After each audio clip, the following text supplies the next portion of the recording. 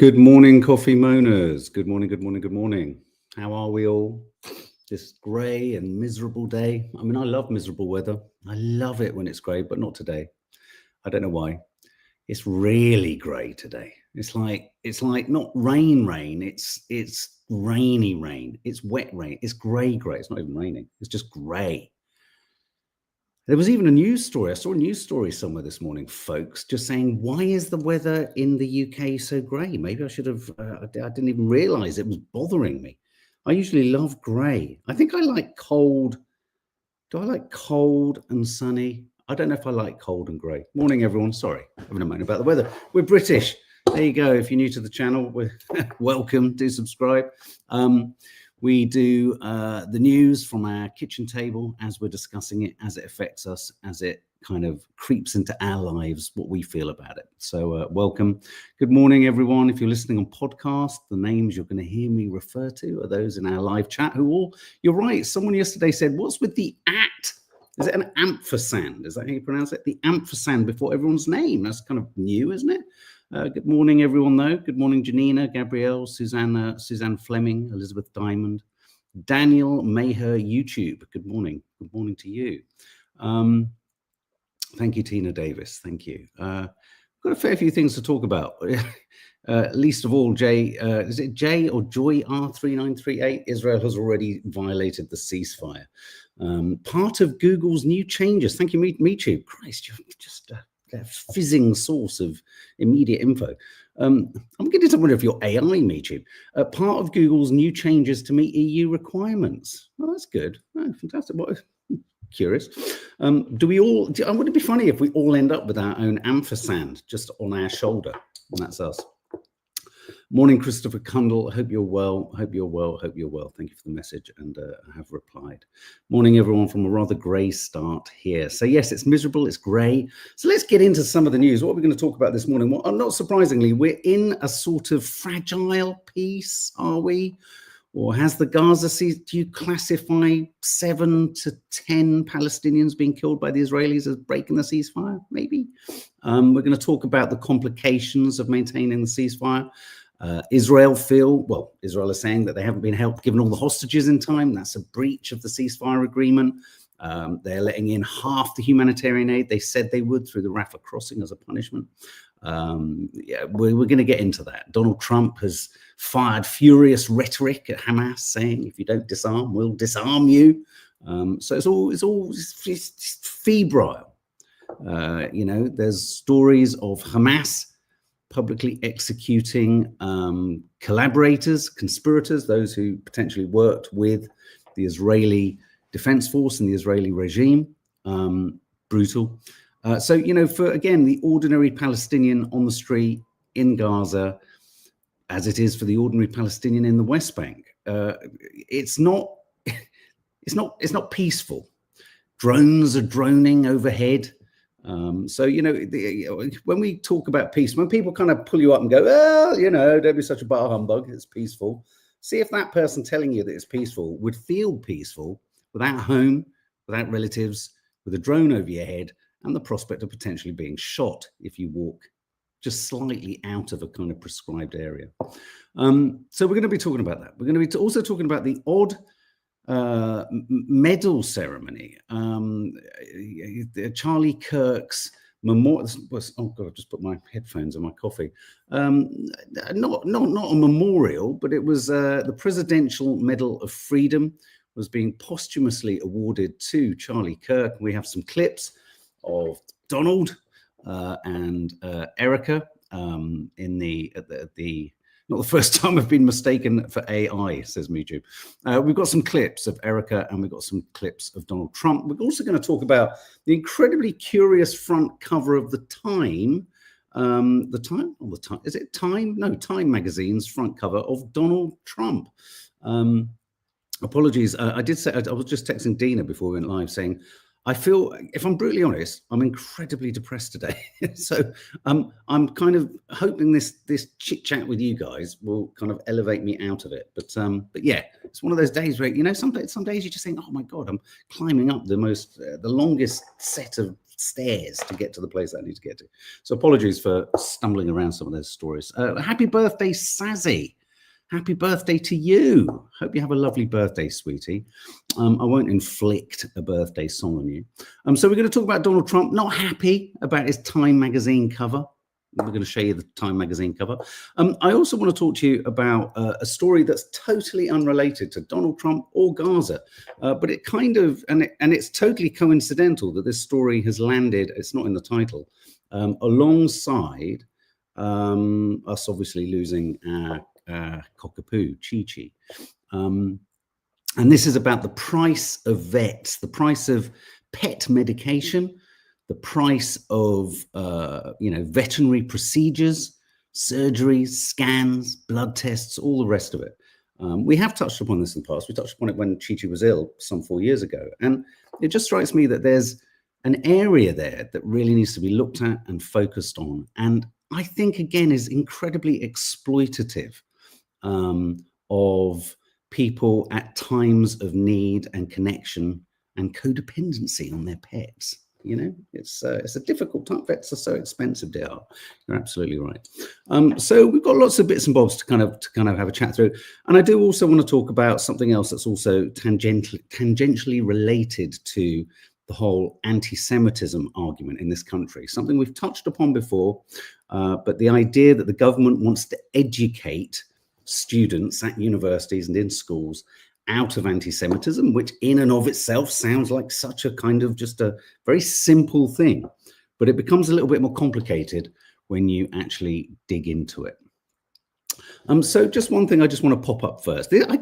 Sometimes, just to amuse myself, you should do this, guys. It's reasonably entertaining. Head over to either the White House, as in the White House, President Trump's White House, the White House Instagram account, or go to the, what's the other one that I go to? Or President Trump's Instagram account, or the Homeland Security, is it? Instagram account. Just some of the most astonishing propaganda and messaging and just to see what the White House is putting out there. Anyway, so I went over there today and we'll talk about, I really want you to share in your stories of pet costs and that sort of conflict or tension between compassion and love for your pet and essentially being fleeced. And we, to clarify, we had a really, really lovely experience in this awful past week that we've gone through. But look, this is there. This is over there. US Department of State has got this image. Look at this. President Trump, the president of peace. President Trump ended 7 with his red Sharpie. No, scratch that out. If you're listening on podcast, we're looking at a poster of Trump with his fist in the air. President Trump ended 8 wars in just 8 months. He's ended wars between Cambodia and Thailand, Kosovo and Serbia, the DRC and Rwanda, Pakistan and India, Israel and Iran, Egypt and Ethiopia, Armenia and Azerbaijan. And look at that, just added in red, Israel and Hamas. These are the wars he feels he's stopped. And don't forget, whenever he's in interview, he talks about the pre-wars that he preemptively stopped. So he's even stopped wars that haven't happened. It's curious. We are in this odd place of unreality, aren't we? I mean, you know, there's a lot being said. I'm going to be very tangential today. There's a lot being said. I was just talking to a friend about this, about 3I Atlas, this interstellar comet. Could it be a comet of consciousness? Could it be less a sort of comet that's going to hit us? But could it be something that's passing through the universe that's going to change the kind of ebb and flow and the mindfulness and consciousness of man? I feel like something odd's happening because very little of what's being said by world leaders makes any fucking sense whatsoever. Just going to have a little bit of the old chin-chin. I don't believe a word Trump comes out with, says Bellex. Well, I don't even think Trump's come out. Well, no, exactly, he has. There you go. There's his hit list. And I just wonder, does anyone else agree with me on this? Does he keep banging on about the number of wars he's allegedly stopped and the number of pre-wars that he's preemptively stopped from happening? I mean, I wonder if he can actually, maybe he's a time traveler. Maybe he's also, we're going to discover, stopped World War II and World War I. Somehow he's going to make that his responsibility too. Does anyone else think that all of this preamble, if you like, in his first 9 months of stopping so many wars is a pretext for when he goes full warrior rogue on, I don't know, like Venezuela, Greenland. He might even attack Alaska, forgetting that it's part of America. He can say, oh, look, I did all these wars. I stepped all these wars, pre-wars. You don't know how many wars. I stepped so many wars. I do love the way he suddenly becomes a pneumatic drill sometimes. I've got an idea. So, wow, you can hear in Donald Trump's head and heart the surge of a new idea. I've got a new idea. It's literally, and there's a sort of energy surge, isn't there? So I just wonder whether all of this kind of, he's just sort of softening the world to say, I am the peace president. And, I've stopped this, I've stopped that. And now I can fucking hammer absolutely everyone else. That's what I think. That's what I think he's up to. So who thinks, if I was to say to you, killing 7 Palestinians, I think it's more than that now, 10. And of course, the Western media is not covering the individual killing of Palestinians. It's because it doesn't suit the narrative that the mainstream media wants in the West. So whenever there's the errata of a Palestinian in Gaza being shot or killed or taken out, it's not really being reported as a sort of breach of the ceasefire. But is that not a breach? Tell me, is that a breach of a ceasefire? Have Israel breached the ceasefire if they've shot any Palestinians? I kind of feel they have. That's what hurts more, says Calligraphy by Uzma. When it's not even broadcast, like the world does not. Yeah, you're absolutely right. It's not, and it isn't actually. I mean, you're right to think it's that, but it's not actually that the world doesn't care. It's that the world's media is managing the narrative, massaging the narrative, and let's not forget, Israel still isn't allowing. I mean, how can we have peace in Gaza and freedom and everything else if Israel controls everything still? They'd report it if it was 7 Israelis. It says, well, absolutely. And what they are reporting, and rightly so, is that the dead hostages, the dead Israeli hostages, are not being handed over quickly enough. And this is another stumbling block. But once again, we have a sort of quite a stark imbalance, don't we? I mean, it's tragic. No innocents should be lost. No one should be killed. It's awful. And the hostage families, it's totally understandable that they want the remains of their family members brought back, and they want to be able to lay them to rest. I mean, this is I don't mean a luxury in a horrible way, but this is something that let's not beat around the bush.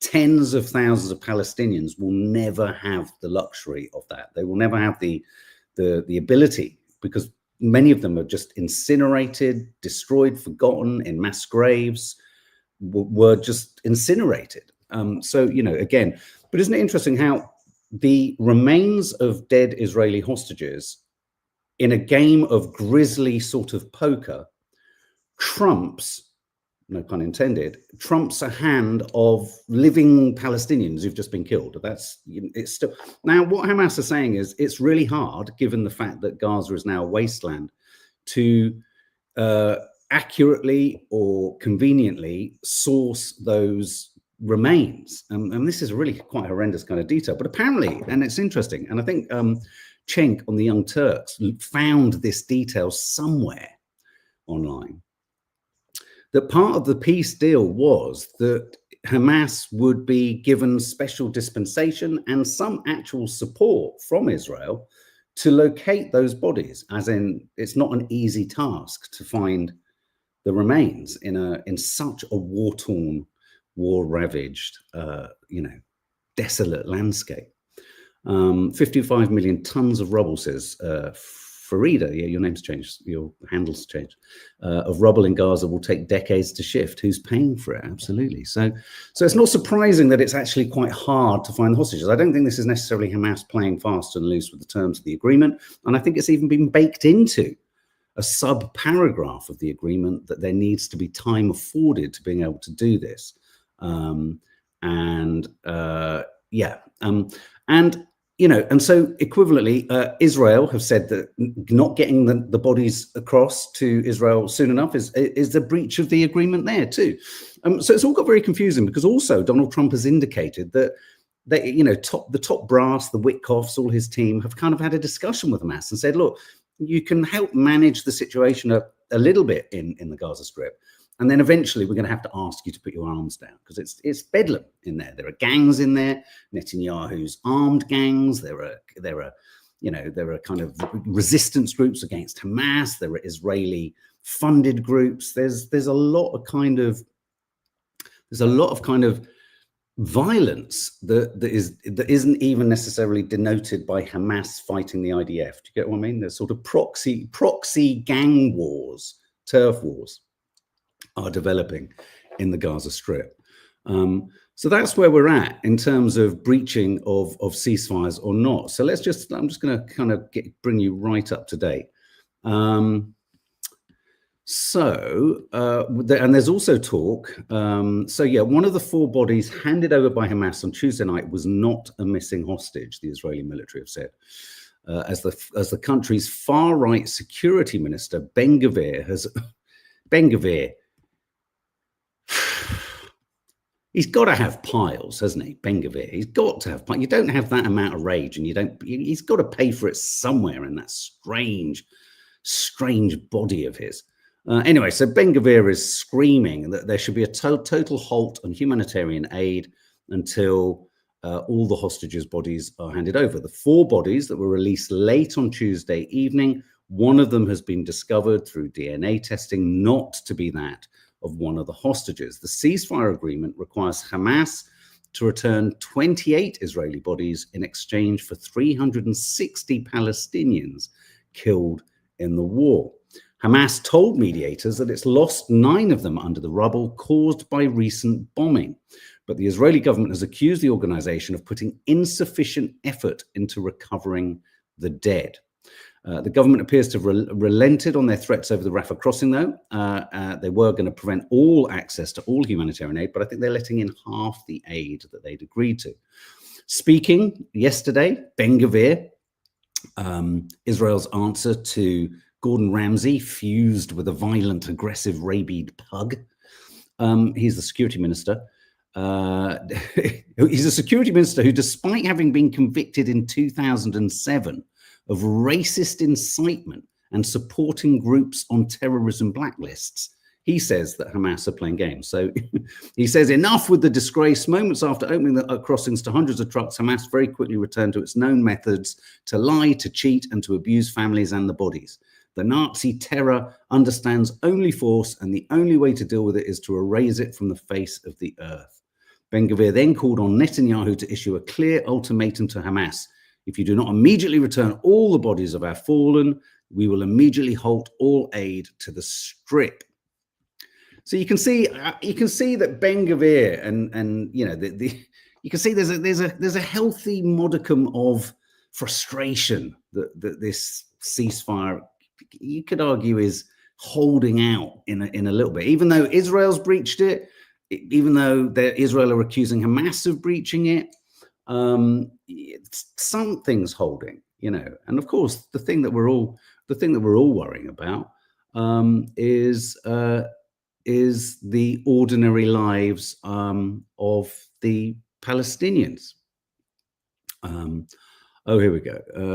Half the aid, bastards. Israel create chaos, and then, yes, it was really telling. Yeah, psychopath in the chat. Who's the psychopath in the chat? Fun times forever 7709. If you ever see someone in the chat, you have to give me that. You have to give me the help of telling me who they are so I can find them. Have any children been released? Does anyone know? I haven't seen any. I did see there was the severely autistic boy who was released.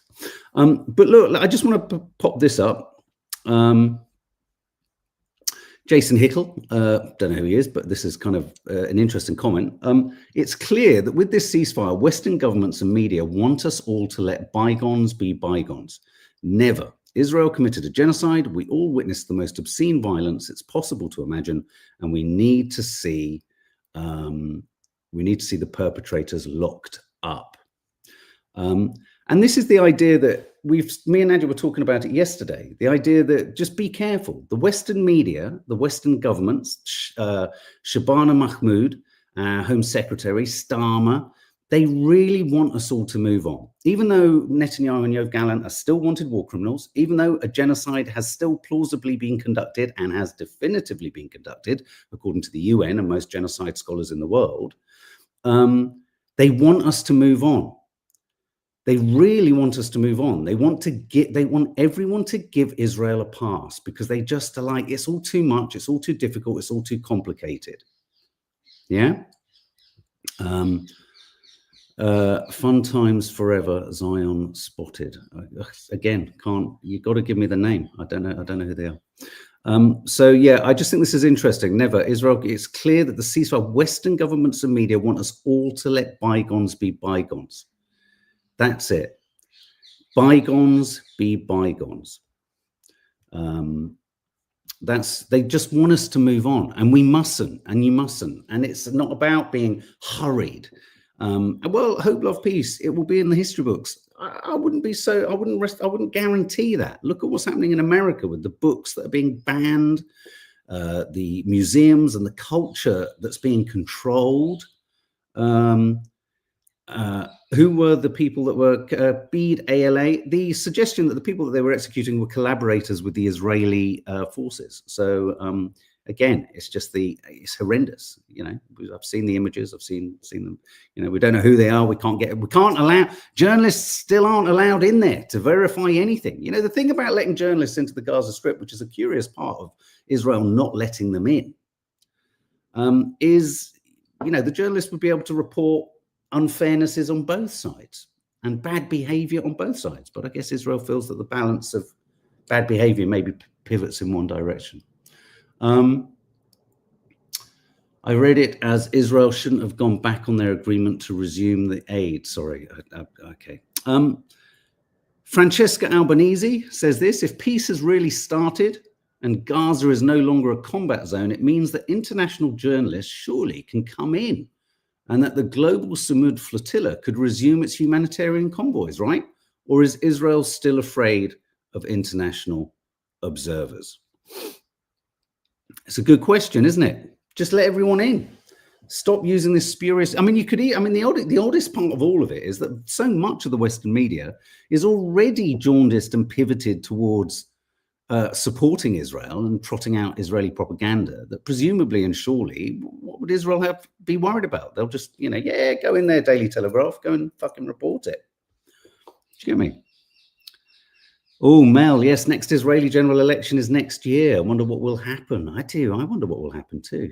So again, you know, the pressure should be on. Let journalists in. Let journalists in to chronicle the devastation.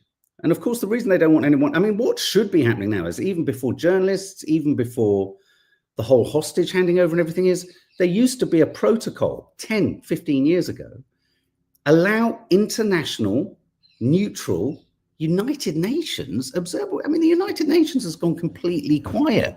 I mean, what's going on? I mean, I do feel this whole crisis has really shown up the ICJ and the ICC and the United Nations as next to fucking useless.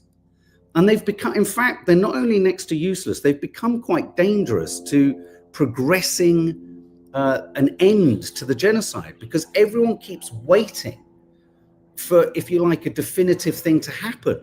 It's like everyone points to the ICJ and then everyone's like, and then that becomes used by the perpetrators of the genocide. And the perpetrators, they go, well, the ICJ hasn't happened. But if the ICJ ruled on it, everyone would be saying the ICJ is anti-Semitic. So the UN ruled on it, but no one's listened to that either. It's almost like these organizations, although they're set up and they're placed there to prevent what's happening, the bureaucracy and the attempt to make them in this cumbersome fashion be effective renders them completely mute and neutral and unable to do anything. And yet they become the thing that everyone points to, like, oh, well, the ICJ hasn't ruled on this yet. Dangerous. It's dangerous. And so these organizations have been completely compromised. And as far as I could say, it's like, well, you know, what the fuck? What's the fucking point of them? What is the point of them? So I think the long and the short of it is it's febrile, it's fragile. There is an argument on both sides of the equation, I would say, if you want to get into the details of not handing over the dead hostages, Israeli hostages, but also the IDF shooting Palestinians. It looks like there's kind of, you could argue, there's been a breach of the ceasefire on both sides to some degree. Let's wait and see what happens. Donald Trump did say, Trump says Hamas will be forced to disarm or we will disarm them. This is Trump says it should take place in a reasonable period of time as he's challenged on the status of Hamas and how long they'll be there. He said to reporters yesterday, if they don't disarm, we will disarm them and it will happen quickly and perhaps violently. It will take place in a reasonable period of time. The US president's own remarks suggest that the group may continue, Hamas may continue to play a limited role in Gaza as they seek to stabilize the region. And if I'm honest, that kind of makes sense, no? I mean, rather than just saying to Hamas, get out, put down your weapons, which will, you can see why they wouldn't do that because there are other gangs in there, they'd probably get all taken out. Just from not from a kind of moral stance, but from just a sort of technical strategic position, it kind of makes sense. Let Hamas kind of calm things down, perhaps. And I hate to say it, I think seeing them do the executing is, in their terms, the taking control of the Gaza Strip. So, you know, those of us who were silent or perhaps had a bit of an arched eyebrow and a bit of a kind of, were shrouded in doubt as to whether this ceasefire would hold, we're still in the same place. So before Shabana Mahmoud, who yesterday, I have to say, our Home Secretary, I did post a reel on this, our Home Secretary once again took the most irresponsible decision to conflate a so-called silence or lack of pleasure or a lack of kind of congratulations.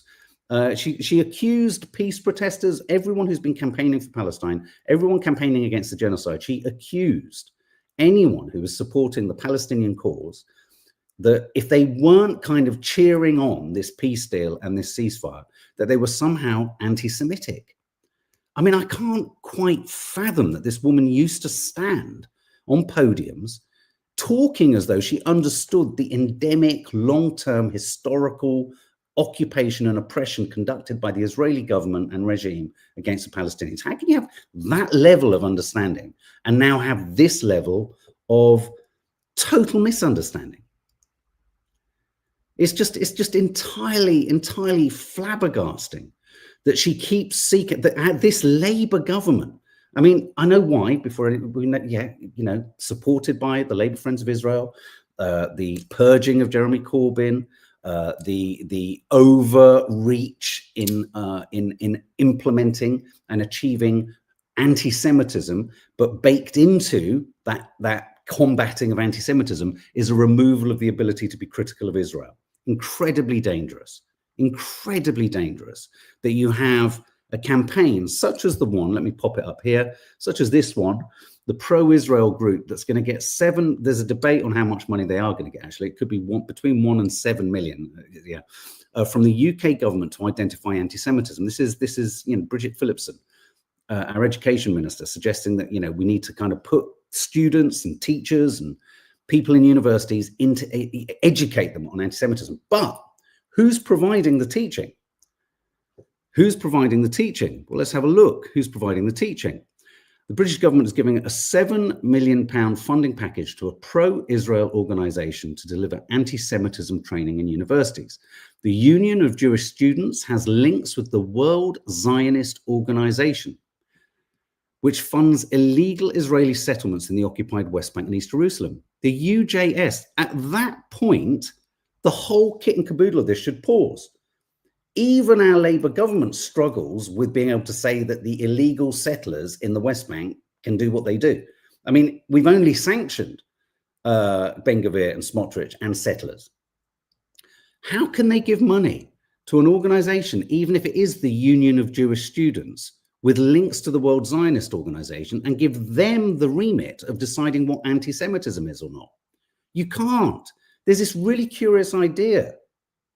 There's this really curious idea that only by handing the responsibility to a group that's defined by its Israeli connections, that they can somehow implement anti-Semitism.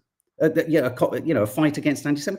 The organization that needs to be created to do this needs to have an equal emphasis on Islamophobia and anti-Semitism, and potentially not come from either camp.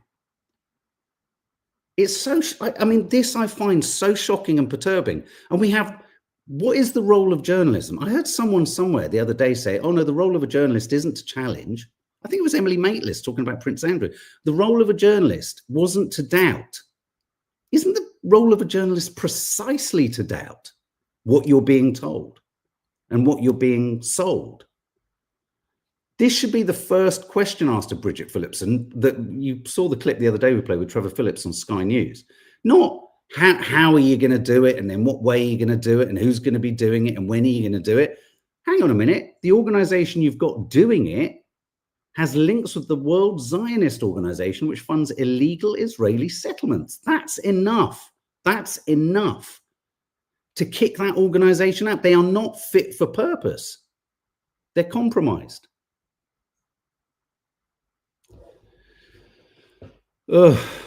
It staggers me. Shabana Mahmood is stupid, ill-informed, clearly has no fundamental moral compass, has no value system because she's just sold it.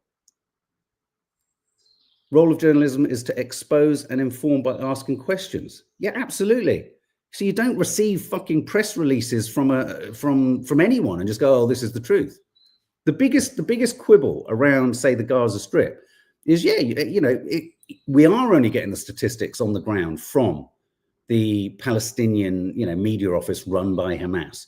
But that's another reason why you need to allow international journalists in, allow journalists to do the job. But the problem is, so many journalists who call themselves journalists don't ask probing questions. They don't investigate. They just represent and regurgitate what they're told or what they're given. Oh, ridiculous.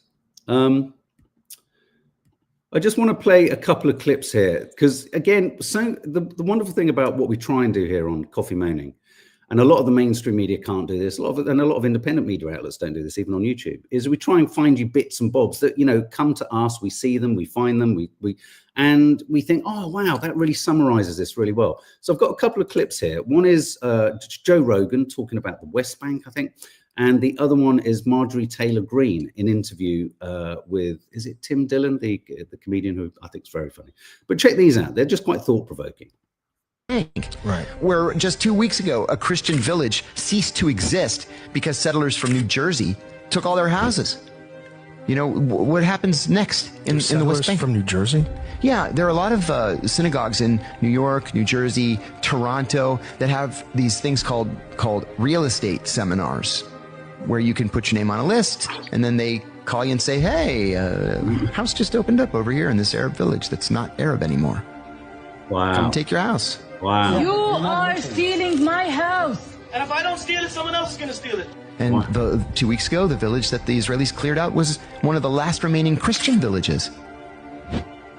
Drives me crazy.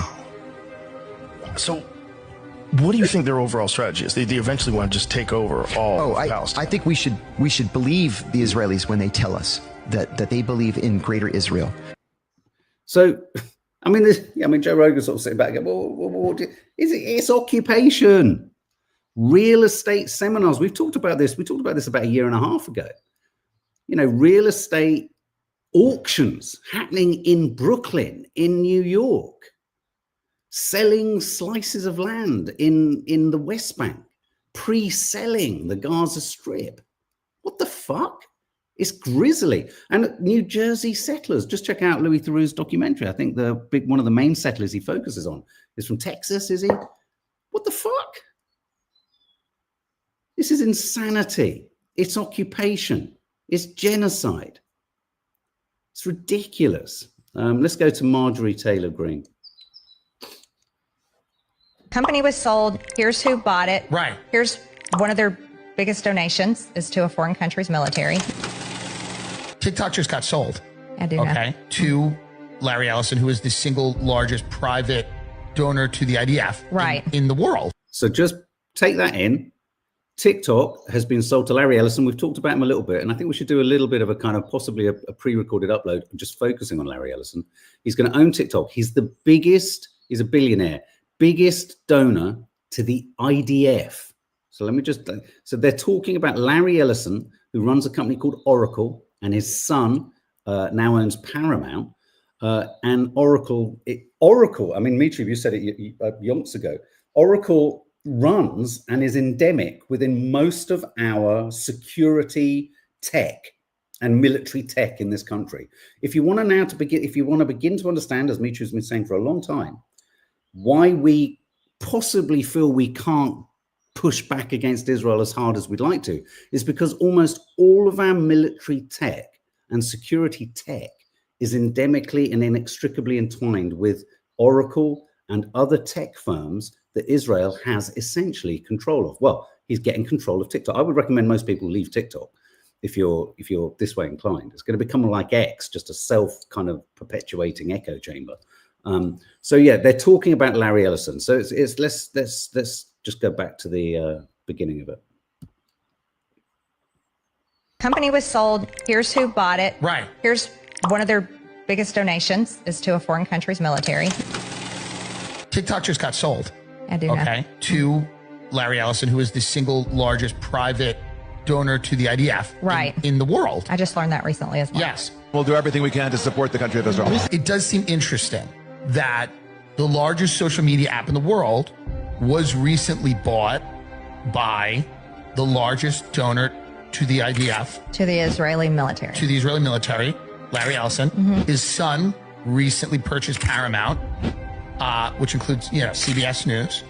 There are talks for the Ellison family to buy Warner Brothers, Discovery, which owns CNN. If you point it out, I will be called a conspiracy theorist or something. Anti-Semite for sure. Whatever it is, you know what I mean? But everything I just said was just a fact. Those are just facts. You said a company was sold. Here's who bought it. Right. Here's one of their biggest donations is to a foreign country's military. Yeah. No, these are all just facts. Isn't it interesting? Isn't it interesting? And again, the Young Turks, Cenk is very good on this, and Anna. The trope, which has long been described, rightly so, as an anti-Semitic trope to describe Jewish people as infiltrating this, that, and everywhere. That, in and of itself, about Jewish people is an anti-Semitic trope. But what's happening in the world, and what's happening in America principally, and in the UK already, is that almost the Zionist Israeli government regime, in their attempt to control all of these organizations, keep saying it. You can't describe us as doing that, because if you describe us as doing that, you're being anti-Semitic. But it's happening. It's happening by Zionist Israeli government regime supporting organizations. That is happening, and they have a sort of they're almost protected by a hum of fear, because anyone who questions that or draws attention to that will be shot down, as he rightly said there, Tim Dillon, as a conspiracy theorist or an anti-Semite. They have baked into, but bear with me one sec.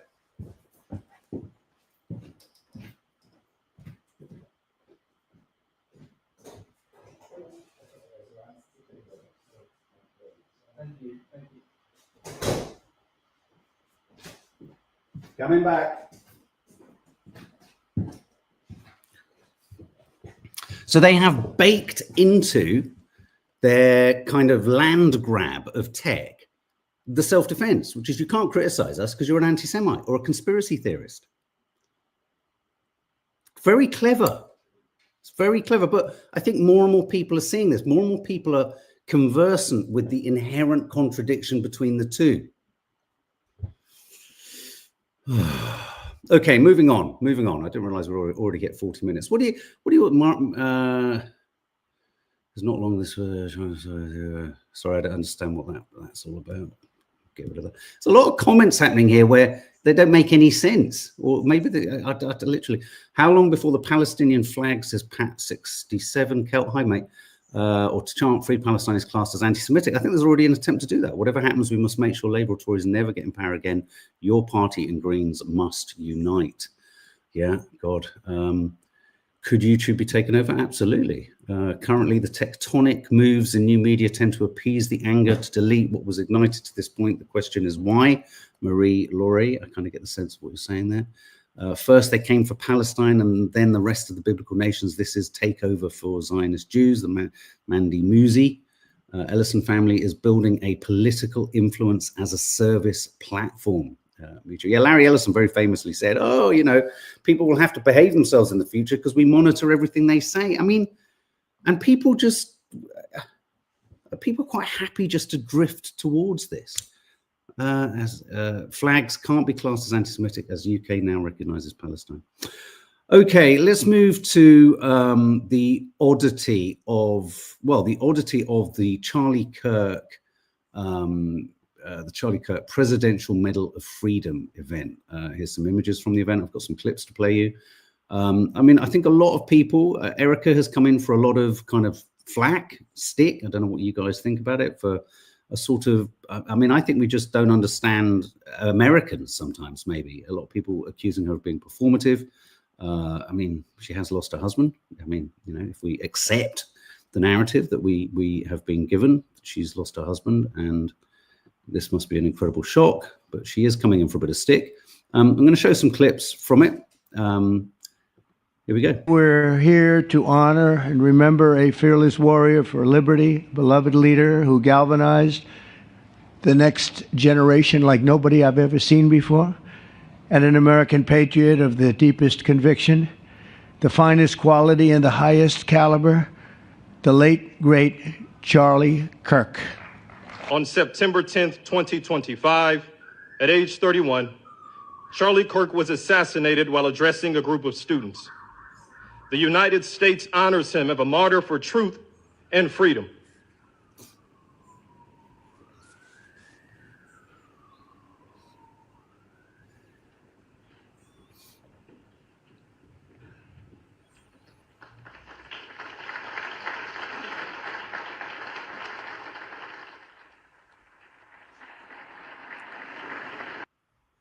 There was a moment where I don't think I pulled the clip, but there was a moment where Donald Trump seemed to be getting into almost a competition of who managed to dodge a bullet better. I mean, obviously, you know, him having his ear grazed by something. So he's a very odd man, isn't he, Donald Trump? I mean, it's like he can't help but show off, or he can't help but flex, or even surviving an assassin's bullet. If, again, you know, it was an assassin's bullet that grazed his ear, you know, surviving an assassin, he even at a memorial, essentially, you know, the awarding of a presidential medal, he has to sort of remind the world that, you know, he was the lucky one. He was the one who moved his head. Here's another clip.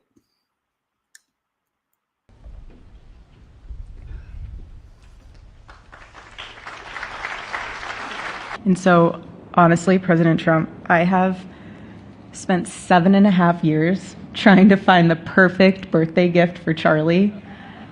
And it's so difficult. And those of you that have spouses or loved ones, you know how difficult it is sometimes to buy a gift for someone that you love, because he wasn't a materialistic man, so that also did not help. But now I can say with confidence, Mr. President, that you have given him the best birthday gift he could ever have. And before I close, I'll share with you that I asked our daughter what she would like to say to Daddy for his birthday. Excuse me.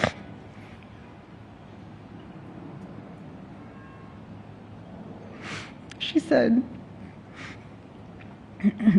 "Happy birthday, Daddy. I want to give you a stuffed animal.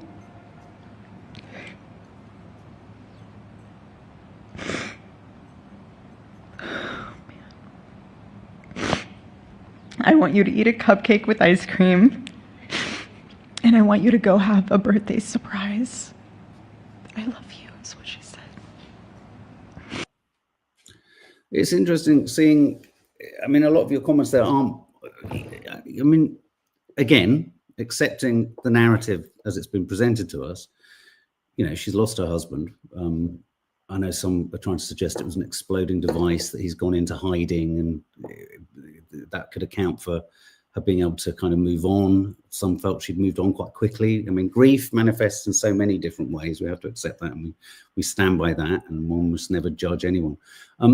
How much of the discomfort in watching that is because she's American, and they're not all Americans are like that, but I mean, you know, there's a sort of performative aspect, you could argue, Hollywood-esque, almost scripted aspect to America and Americans. I don't necessarily think that's always a bad thing. I think one of the things I quite like about America is just how, wow, everything you say is kind of so scripted. But I notice it's a bit too much for most of you here. I'm trying to, you can hear, I'm being very polite. I mean, it is odd. It is strange. It does feel sort of performative, but then, you know, she is, I think MeTube says, she's now the CEO of the organization he led, and you know, she's a businesswoman. Is this her performance for cameras and privately? She's you know, she's a sort of suppurating mess, or maybe not. Maybe part of her thing is to deal with his death by just pushing on and marching on. So, and I've got one other clip here. There might be a bit of repeat or crossover. Do apologize if there is. It was always without fear. That was his creed. That is how he lived out every single day. He didn't fear being slandered. He did not. He didn't fear losing friends. I can tell you that. He didn't care. He stood for truth and stood for freedom, and he did not, everything else was just noise to him. And it's because his confidence in Christ was absolute. That's why. There was no limit to what he would have sacrificed to defend freedom for all. And if the moment had come, he probably would have run for president, but not out of ambition. He would only have done it if that was something that he believed that his country needed from a servant's heart standpoint. Matt E. Parker, good point. She's an evangelical Christian, and that plays a big part in the performance element. Well, as in all evangelical Christians are quite performative. I mean, yeah, I've driven through parts of America and stopped off at a couple of churches where there is a kind of crazed kind of religiosity, isn't there? You know, I mean, until one stand, I mean, again, I think look, my take on the Charlie Kirk assassination is we have not been told, we are not in possession of all the facts. I accept MeTube that there are a number of people like Candace Owens, even I've lost interest in Candace Owens' sort of monotone voice going on and on. And yet at the same time, I think she's uncovering important stuff. And I think there is important stuff to be uncovered. There are so many oddities around the Charlie Kirk assassination, so many strange things, least of all, you know, the lack of a crime scene, the lack of forensics, the lack of an autopsy, the lack of logistical possibility for the packing, the loading, the deconstructing of the gun, least of all for the unbelievably convenient holes in the narrative filling text exchange between the alleged shooter. There are so many inconsistencies. And I think what unfortunately is happening also is that Erica, his wife's apparent performative kind of grief, is baked into that sense of it all too. And again, a little bit like Tim Dillon was saying in his chat with Marjorie Taylor Greene there, if you ask too many questions, we have a situation or a system here where the powers that be, the mainstream media, the governments, the authorities want to then characterize you as some kind of batshit crazy conspiracy theorist. And actually, no, just things don't add up. And in our everyday lives, if things don't add up, you ask a follow-up question and things don't add up. The things don't add up. And that's okay to say that. So let's just move finally, as we end things, let's move towards, oh, look, no, this is just mobster. Listen to this clip from Donald Trump. This is just staying in the world of Trump before we then go to the Time magazine cover. Just to listen. President, Boston had some street takeovers that we saw. Are you going to work with or try and work with the mayor of Boston? And then they have a World Cup. They have several World Cup games. I know Argentina knows about World Cups. They have several World Cup games. Could those games move to cities that do work with you? Like we could take them away. I love the people of Boston. I know the games are sold out. But your mayor is not good. They're worse than her. At least she's intelligent. Some are extremely low IQ. Those bother me more. She's intelligent, but she's radical left. And they're taking over parts of Boston. That's a pretty big statement, right? We could get them back in about 2 seconds. All she has to do is call us. We'll go in and take them back. But she's afraid to because she thinks it's bad politically. She could take them back, too. The Boston police are great. I mean, I know them. They love me. She'll never tell them to go after Trump because they love me and I love them. So this is him basically, he's holding kind of venues, he's holding the chop over various cities that don't support him regarding like World Cup fixtures and things like that. But listen to this that he said just finally sync. This is the last you'll hear from him, I promise you. Just listen to what he had to say about Caroline Leavitt, his press secretary, whilst he was on Air Force One. How's Caroline doing? Is she doing good? Should Caroline be replaced? No. That's up to you, sir. It'll never happen. Nobody wants to. I say she does a great job. Thank you. Do you want to elaborate on and those lips, they move like a machine gun, right? And those lips, they move like a machine gun, right? He's bizarre. Okay, he's not happy about his front cover of Time magazine. And I'm about to show you the front cover of Time magazine. It's quite a friendly, positive piece on him. And, it's a big thing in America, getting your face on front of Time magazine. When there's montages in films and documentaries, and they do this sort of, the spin of a Time magazine. Check this out. That's Time magazine's cover photograph of Donald Trump. He makes me feel sick, says Tanya Bartlett. Yeah. It's not the greatest image, is it? And of course, people saying who approved this photo. This got to be the ugliest photo of all time. Donald Trump wasn't too thrilled with his Time magazine cover either. He said, Time magazine wrote a relatively good story about me, but the picture may be the worst of all time. They disappeared my hair and then had something floating on the top of my head. It's called an M. It's the letter M, Donald, that looked like a floating crown, but an extremely small one. Really weird.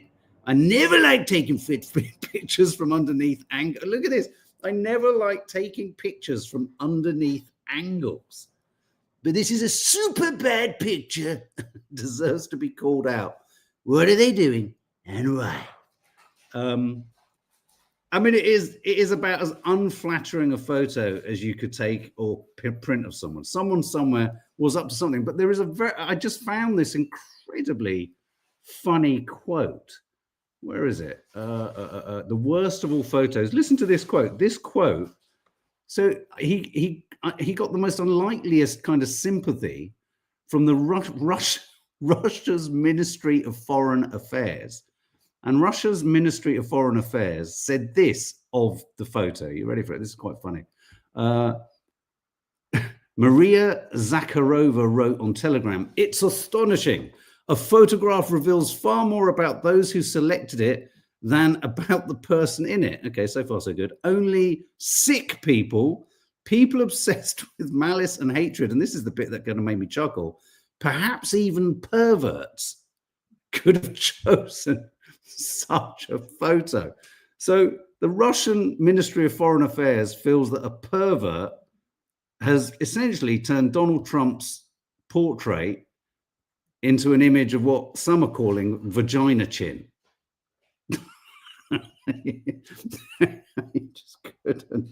You cannot make this shit up because you don't have to, because it's actually happening. So which leads us to our final story. And I know a lot of you want to talk about this because it's something that affects everyone. And this is a story that's totally unrelated to Gaza, unrelated to Trump, but is related to a story that is in the papers today. And this is just coincidental. It has landed in the aftermath of us still dealing with the grief of of losing our dear Chi-Chi. But this is a story, and this is the headline. Vets could be made to cap prescription prices, after UK watchdog investigation. The CMA, which is the Competition and Markets Authority, has found that pet owners pay almost 17% more on average at large vet groups than at independent practices. And it basically drew the conclusion that the £6.3 billion market of vets, the veterinary industry is worth £6.5 billion, that it was not fit for purpose and needed to be modernized. The Watchdog Competition and Markets Authority has proposed 21 measures, including making vet businesses cap the cost of prescription costs, publish a comprehensive price list, make clear they're part of a larger group if they are, in business terms, and ensure that their policies and processes allow vets to act in the best interests of pets and pet owners. And I think this is really important because there's always a worry. It always, in my long history with the dogs I had as a kid as well, there's a long history of, it sometimes just feels quite arbitrary, the price points for certain things. So you'll go in and there might be a blood test and suddenly it's like 250 quid for a blood test. And then somewhere else it might be 125 quid.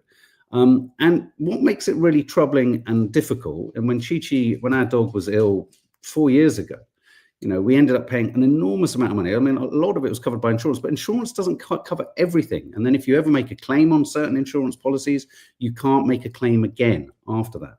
And so I think it's like anything. We've said it many times. As soon as you bring the financial component into pharmaceuticals, medical care, any care industry, you suddenly run the risk of compromising the quality of care, medication, medicine, and the service provided, because there's a financial incentive. It's simple. The financial incentive can overtake the care aspect. And I think with vets and pets, I mean, me and Nadia were saying the other day when we were going through all of the awfulness of, the tests on Chi-Chi and can you do this and do that and what have you. We were just saying how awful this would be if you were an old, if you were elderly, and like my nan, say, who was 91 when her cat died, and a vet, and I'm not suggesting vets are necessarily just fleecing you, but some are. But the cost aspect is kind of just thrown at your feet like a fait accompli. Pay this, and you're left thinking, well, what the fuck could happen? What's going to happen to, our lovely, lovely dog? Have you all had an experience of this? I do think it needs scrutiny. You're right, hope, love, peace. And I think it needs rules and regulations. I think there's nothing wrong, I think, in almost having a list of, an endoscopy or a blood test or a X-ray and have a list of the prices. And if there are variables, tell us what they are, rather than hitting you with a bill and saying, unless this happens now, you have to do it. Musical chimp. My brother works for the NHS buying medicine and stocking the wards. He took his dog to the vets and got the same medicine for the dog that a human would be prescribed, but he got it at a hugely inflated price. Wow. Tanya Bartlett, 6921, £90 for a small tube of gel to put on my cat's ear to give an appetite. They want £750 for an ultrasound of her tummy, over £1,000 for a dental. Marcia Toms, £1,500 to have endoscopy for my little dog after vets missed her cancer for a year. I mean, we know someone who paid an eye-watering amount of money. I think it ran to almost 20,000. Part of it covered obviously by insurance, but again, not all of it. For cancer treatment for a year. And for that last year of that dog's life, it wasn't a particularly pleasant life, and she was hugely hampered by the cost of it. It's just like, it's weird, isn't it? It's just horrible. It's such a horrible kind of, dichotomy between care, love, affection, and then a business coming in and basically giving you a price for your pet. Vets are exploiting the insurance system. They expect everyone to have insurance. That's a very good point, Michu. And in a weird way, I've often said the vets are there for the insurance people and the insurance people are there for the vets. And it's like literally the money just it's kind of like they wash the money through, don't they? It's like they charge us. I mean, I'll be fascinated to know if there's a kind of you scratch my back, we'll scratch yours type thing. Unless, of course, it's fleas, in which case you need to get the flea treatment, so you're not scratching anyone's back. But anyway, yeah, no, like any other sort of experiences. Every time my mother goes to the vets and it's regular, it's 150 quid. Yeah, every time. She's 82 years old. It's mugging grannies.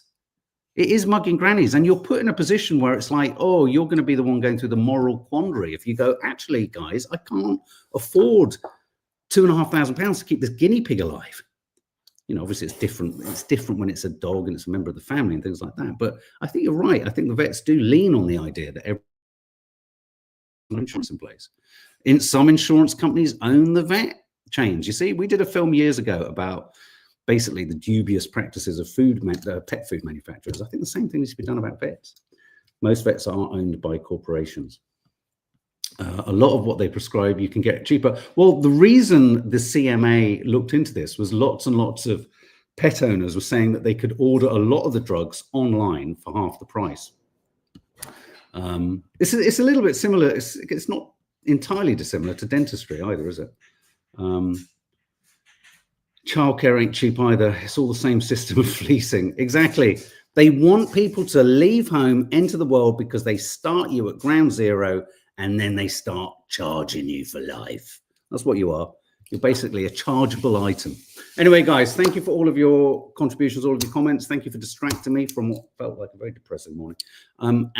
As I say, something else will, in fact, there is a vlog landing later today. Yeah, keep the comments coming in, hit the subscribe button, hit the notification bell. And thanks again for all of your continuing messages coming in of sympathy for us regarding Chi-Chi. Have a good day.